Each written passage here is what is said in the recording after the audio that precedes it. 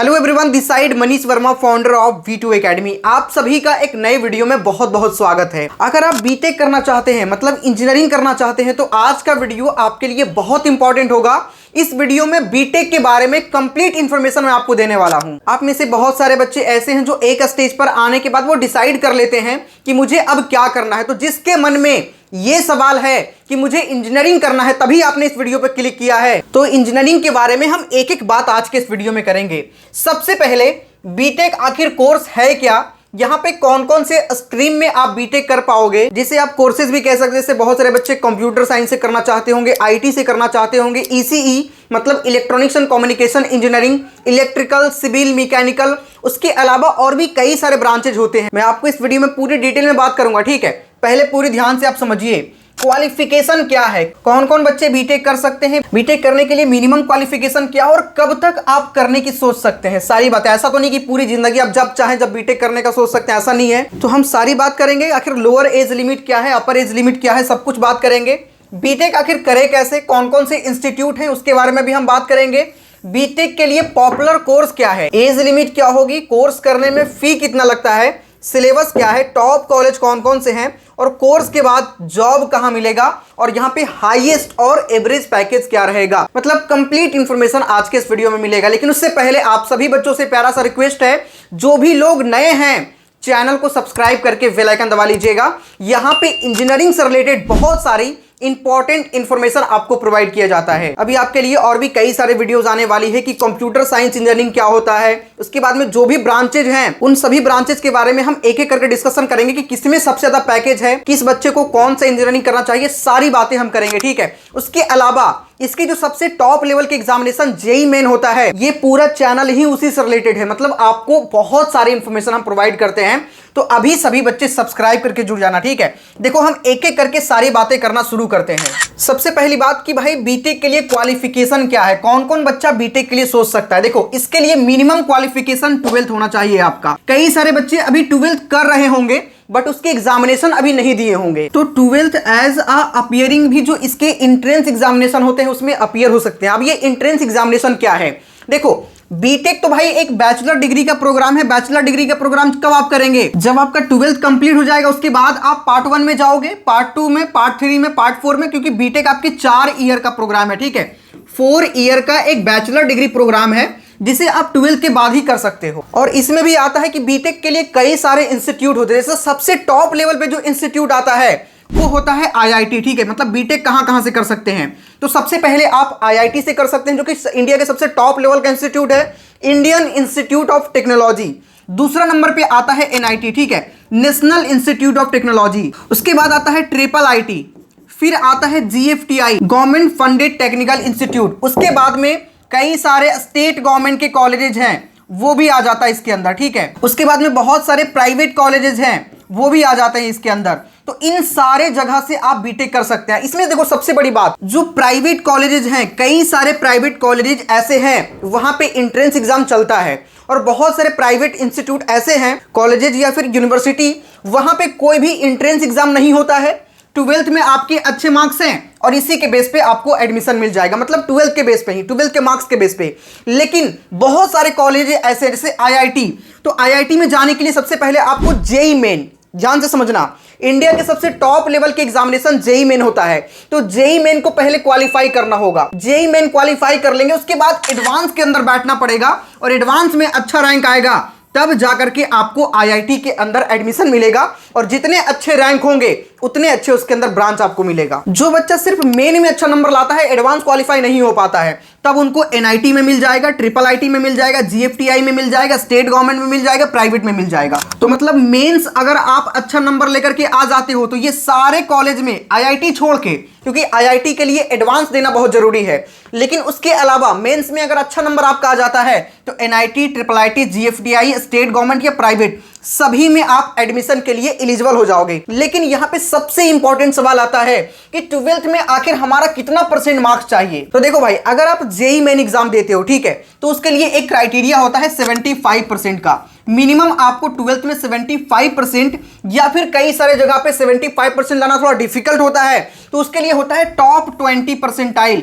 मतलब जिस ईयर आप एग्जाम दे रहे हो उसमें टॉप 20% स्टूडेंट के अंदर आप हो, मतलब ये दोनों में से कोई भी क्राइटेरिया पूरा करते हैं, फुलफिल करते हैं, तब आप इस एग्जाम के लिए अपीयर हो सकते हैं जेईई मेन के लिए। देखो अपीयर कोई भी हो सकता है, बट एडमिशन इन सभी इंस्टीट्यूट में एडमिशन तभी मिलेगा जीएफटीआई तक, ये 4 इंस्टीट्यूट में जब तक आपके 75% या फिर टॉप 20 परसेंटाइल नहीं होगा तो ये IIT, NIT, triple IT, GFTI में नहीं मिलेगा, फिर आपको स्टेट गवर्नमेंट में और प्राइवेट में मिलेगा। और भाई ये स्टेट गवर्नमेंट में भी काफी अच्छे अच्छे इंस्टीट्यूट होते हैं, ठीक है। तो अगर 60% भी है तब भी एडमिशन मिलेगा। कहां मिलेगा? स्टेट गवर्नमेंट में मिल जाएगा, प्राइवेट में मिल जाएगा। इन सभी में लेना है तो आपको ये क्राइटेरिया फुलफिल करना पड़ेगा, चाहे तो 75% हो जाए या फिर आपने जिस ईयर में जिस बोर्ड से एग्जाम में अपीयर हुए हैं उसके टॉप 20% बच्चे में से अगर आप होंगे तब आपका भाई एडमिशन हो जाएगा। तो ये तो आपने समझ लिया प्रोसेस कि हमें एडमिशन कैसे मिलेगा। उसके लिए क्या होना चाहिए? 12th अपीयरिंग बच्चा भी जेईई मेन के अंदर बैठ सकता है, जेईई मेन का एग्जाम दे सकता है, और ये सिंपल एक बैचलर डिग्री प्रोग्राम है, ठीक है। उसके बाद में आगे हम समझते हैं सबसे इंपॉर्टेंट। हाँ, अभी मैंने आपको बताया कि इसके लिए एंट्रेंस एग्जाम होता है जेईई मेन एडवांस, और सिर्फ यही नहीं, इसके अलावा स्टेट वाला भी एग्जामिनेशन होता है, स्टेट गवर्नमेंट करवाता है। जैसे बिहार में बिहार स्टेट इंजीनियरिंग का एक एग्जामिनेशन होता है, यूपी में उसके अलग होते हैं, महाराष्ट्र में एमएसटी सीईटी होता है, वेस्ट बंगाल में डब्ल्यूबीजेडबल होता है। इसी तरीके से हर स्टेट अपने अलग अलग एग्जामिनेशन को भी कंडक्ट करवाता है। तो आप जेईई मेन को दो, जेईई मेन में अच्छा नंबर आएगा, एडवांस के लिए क्वालिफाई होंगे तो ये भी दो, और उसके अलावा कुछ कुछ स्टेट गवर्नमेंट के एग्जामिनेशन के अंदर भी आप अपीयर होइए, क्योंकि भाई सिलेबस लगभग सेम होता है। और अगर यहां पे नहीं हो पाया तो स्टेट वाला में हो जाएगा, और आप कहीं से बीटेक करोगे पढ़ाया आपको वही जाएगा। होता यह है कि अगर आप एडवांस निकाल लोगे तो अच्छे इंस्टीट्यूट में आपका एडमिशन हो जाएगा, आईआईटी में हो जाएगा, एनआईटी में हो जाएगा, जहां पे एससी एसटी वाले बच्चों को तो पढ़ने का पैसा भी नहीं लगता है, और जिसका फैमिली इनकम कम है एनआईटी और आईआईटी में पढ़ने का भाई बिल्कुल पैसा उनका माफ होता है, 1 लाख से कम होता है। उसका एक क्राइटेरिया है, ठीक है, कि कितना फैमिली इनकम है तो कितना माफ होगा। वो हमने फीस स्ट्रक्चर वाला वीडियो में डिस्कस किया है। फीस स्ट्रक्चर वाला वीडियो आप लोग जरूर देखिएगा कि मतलब बीटेक करने में कितना पैसा खर्च होता है, उसमें हमने पूरा डिस्कशन करा है, ठीक है। उसका लिंक आपको डिस्क्रिप्शन में भी मिल जाएगा, साथ ही एंड स्क्रीन जैसे ही वीडियो खत्म होगा वो मिल जाएगा, उसको देख लीजिएगा। उसमें हम कंप्लीट डिटेल में चर्चा किए हैं। बहुत सारे बच्चों को फ्री रिमिशन भी मिलता है, मतलब आप जनरल हो, ओबीसी हो, ईडब्ल्यूएस हो, कोई सा भी कैटेगरी से हो, लेकिन अगर आपके फैमिली इनकम कम है तो आपको पढ़ने का पैसा नहीं लगेगा। या फिर एक कंडीशन ऐसा होता है कि 3 लाख से कम है तो 2/3 रिमिशन आपको हो जाएगा। तो वो डिटेल में हम बताएं उसमें, ठीक है। वो वीडियो आप लोग जरूर देखिएगा, डिस्क्रिप्शन में आपको लिंक मिल जाएगा। अब यहाँ पे हम समझते हैं ब्रांचेज कौन कौन से होते हैं। देखो ये सारे ब्रांच है, आप किसी भी ब्रांच में बीटेक कर सकते हैं, ठीक है। देखो जैसे कि अगर आप नॉर्मल डिग्री कोई लेते हैं तो उसमें भी होता है ब्रांचेज, बीए होता है, बीएससी होता है, बीकॉम होता है। उसी तरीके से बीटेक के अंदर कई सारे ब्रांचेज हैं, जैसे सिविल है, एरोस्पेस है, इलेक्ट्रिकल है, मरीन इंजीनियरिंग है, मैकेनिकल इंजीनियरिंग है, इंफॉर्मेशन टेक्नोलॉजी है, कंप्यूटर साइंस एंड इंजीनियरिंग है, रोबोटिक्स इंजीनियरिंग है, इलेक्ट्रॉनिक्स एंड कम्युनिकेशन इंजीनियरिंग है, पेट्रोलियम इंजीनियरिंग है, इन्वायरमेंटल इंजीनियरिंग है। ये सारे इंजीनियरिंग, इनमें से किसी भी स्ट्रीम में, इनमें से किसी भी ब्रांच के अंदर आप इंजीनियरिंग कर सकते हैं। सबसे ज्यादा जो क्रेज चलता है वो कंप्यूटर साइंस एंड इंजीनियरिंग का चलता है, और उसके बाद में आईटी। मैं आपको थोड़ा सा सीक्वेंस बता देता हूं। सबसे ज्यादा बच्चा इंडिया में करना चाहता है कंप्यूटर साइंस एंड इंजीनियरिंग, ठीक है। उसके बाद में इसके स्पेशलाइजेशन होते हैं, जैसे एआई, एमएल, डेटा साइंस, इस तरह के जो इसके स्पेशलाइजेशन होते हैं वो करना चाहते हो। आईओटी, इंटरनेट ऑफ थिंग्स, ये सारे कंप्यूटर साइंस की स्पेशलाइजेशन होते हैं। पढ़ने आपको सेम होते हैं, लेकिन कुछ सब्जेक्ट वहां पे एक्स्ट्रा पढ़ना पड़ता है, इसीलिए उसको स्पेशलाइजेशन कहा जाता है, ठीक है। उसके बाद में दूसरा नंबर पे आता है आईटी, इंफॉर्मेशन टेक्नोलॉजी। तीसरा नंबर पे आता है ECE, electronics and communication engineering. उसके बाद में थोड़ा सा वैरी करता है, कई बच्चे इलेक्ट्रिकल यहाँ पे लेना पसंद करते हैं तो इलेक्ट्रिकल मान के चलो यहाँ पे, ठीक है। सिविल हो गया, मैकेनिकल हो गया, या फिर मैकेनिकल को थोड़ा सा कई बच्चे ऊपर रखते हैं तो मैकेनिकल के बाद सिविल रख सकते हैं। उसके बाद में ये सीक्वेंस बनता है आपका। बाकी बच्चों के इंटरेस्ट पर भी डिपेंड करता है। कई लोग एरोस्पेस करना चाहते हैं तो भाई एरोस्पेस आप कर लीजिए, कई लोग मरीन करना चाहते हैं तो मरीन कर लीजिए। जैसे शिप वगैरह जो होता है, जहाज होता है, पानी वाला जहाज होता है, उसके लिए मरीन इंजीनियरिंग होता है। तो ये सारे यहाँ पे आपको कोर्सेज लिखे गए हैं। आप किसी भी स्ट्रीम में, किसी भी ब्रांच के अंदर आप इंजीनियरिंग यहाँ से कर सकते हैं। यहाँ पे सारी चीजें हैं, मैंने आपको बता दिया। अगला आता है एज लिमिट। ये भी मैं आपको बता दिया हूँ कि कोई फिक्स एज लिमिट नहीं, लेकिन आप 12th अपीयरिंग, ठीक है, जेईई मेन का आप समझना, 12th आप अपीयरिंग एग्जामिनेशन दे सकते हो, या ट्वेल्थ के एक साल बाद दे सकते हो। ट्वेल्थ आपने पास कर लिया, एक साल आप ड्रॉप ले लिए यहाँ पे, अगला साल ट्वेल्थ के बाद, ठीक है, ट्वेल्थ के बाद 2 साल तक आप दे सकते हो। मतलब मेंस के एग्जामिनेशन आप 3 बार दे सकते हो। कब कब?